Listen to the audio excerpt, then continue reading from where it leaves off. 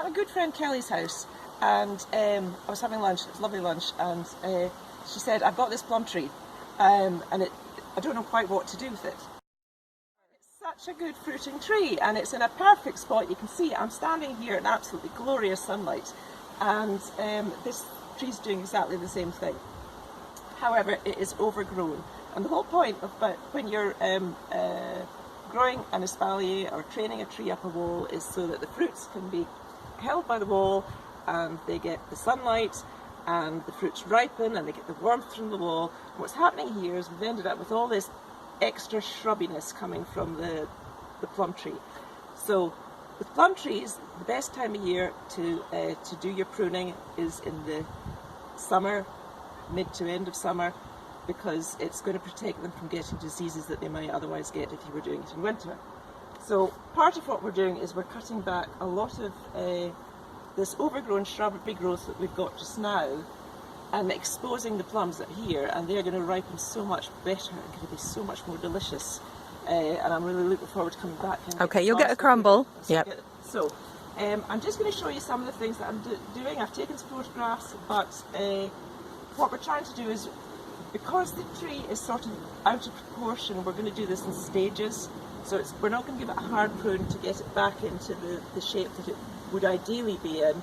And we do this over a couple of years. This way we're just going to start taking the stems back, but still maintaining the fruit. We don't want to give up this harvest this year because look at it, there are so many. But they're at the end where they shouldn't be. Yeah, but what's been happening is we've had these long, leggy growths coming out, and then the fruit next year will grow at this end of it, and that's why we're getting all this draping and all this extra unnecessary, all these unnecessary branches.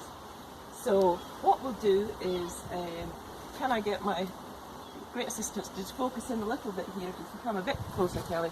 We're going to cut back, and we're going to cut this back just above those two little plums that are starting to come along here, and take these back.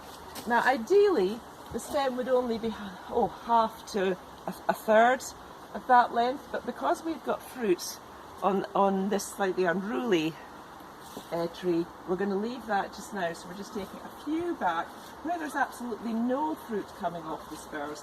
Then I'm going to take that back to maybe sort of 3 nodes above the junction. We're starting to make some progress with this, and you can see we're starting to find the structure of the plum tree. We are doing this in 2 stages. We're going to come back to this after we've harvested the fruit, August, September, depending on what kind of summer we have. I'm just going to show you part of what's happened here with not having an annual pruning regime is that we're getting these draped branches coming down the front of the espalier, and they're fundamentally, well, they're carrying a couple of fruit at the very extremities of the branch, but that's not what we're trying to encourage. So in this instance we're going to be very radical. We're going to cut this whole branch off. We're going to actually sacrifice 3 potential plums, but it means that the other ones are going to be juicier, and take that right back here. And then it gives us real access to see in where there's dead wood. You might just see that there's quite a lot of dead wood here that's occurring as well. So again, this is an opportunity at this stage to cut all that out and just try and encourage what is actually really a very healthy plum, but to keep it healthy.